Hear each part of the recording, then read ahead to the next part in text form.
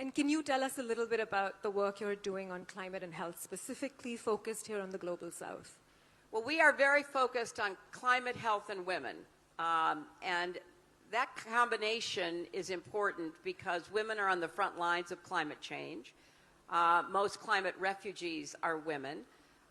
Women, especially in the Global South, and obviously here in India, are very often working outdoors now in extreme heat. So we've been focused now for a number of years about how we get good solutions on both mitigation and adaptation. Obviously, we have a long portfolio of work in renewable energy, but we also have increasingly focused on adaptation at the local level. What can we do to make it possible for people to keep working under really extreme conditions? If I could, I'll give you one example. For now more than 30 years, I have worked with the Self-Employed Women's Association here in India, which is a great organization of about 3.5 million women across India who came together to assist one another, starting with microloans many years ago, and then advancing into assisting with working conditions and support. So it came to my attention a few years ago, the effects of extreme heat, particularly on women, are now being well documented. The physical effects, the absolute inability to continue working when it's 39 degrees Celsius, if you're raking salt in the Rajasthan desert, if you're a waste collector, if you are a construction worker. So I wanted to see that for myself, and I went to the desert in Gujarat, in the Rajasthan desert, to meet with the salt rakers. And these women are generational salt rakers, and India is a big producer of salt. So this is an economic issue. It's not just a health issue. And what they told me, and I could see it for myself, is that they used to be able, after the monsoons finished, to work from October to April. They would work all day from sunup to sundown, but by noon, by 1 o'clock, the temperatures are so extreme, they have to now start in the dead of night.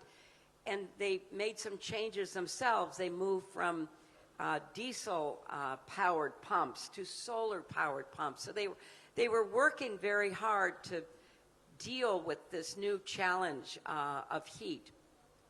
So we began through CGI trying to think of ways we could work to mitigate the effects of extreme heat. And one of our projects, which I wanted to mention to you, is creating a climate resilience fund to create a place where philanthropic dollars and corporate dollars, individual dollars could be aggregated to come up with ideas to assist people who are out there working.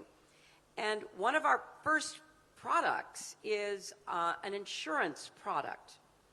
We worked through the Clinton Global Initiative with Humanity Insured, which is a not-for-profit created by large insurance companies, the Howden Company in the UK and others have contributed, to see is there an insurance product that could be made available to working women and men, but we're focusing with our partner SEWA on women, because when it's too hot to work, they lose their income. If they cannot show up on that construction site, or if they can only work a half a day, and then they don't have the money to feed their children and to provide other necessities.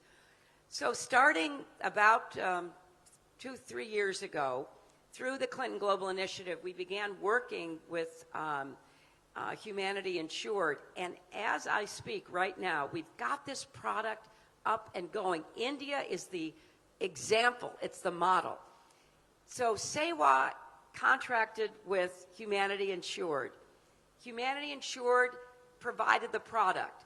SEWA collected the rupees from the women, put it into a fund. We now have 500,000 insurance holders here in India. And India will be the model for the rest of the Global South because of this CGI commitment. So it's a parametric product. You have to look at the data. Obviously, you have to prove that the temperature has reached a certain level, in this case 39 degrees Celsius, and then women can ask for reimbursement because they've lost their day's pay. That is just one example of what we think is possible and why the Clinton Global Initiative wants to partner with ICC, partner with all of you. We've got to get creative and innovative, and it's going to start in India, it's going to start in the Global South, and then it can travel the world to really deal with climate change at that very local, individual level.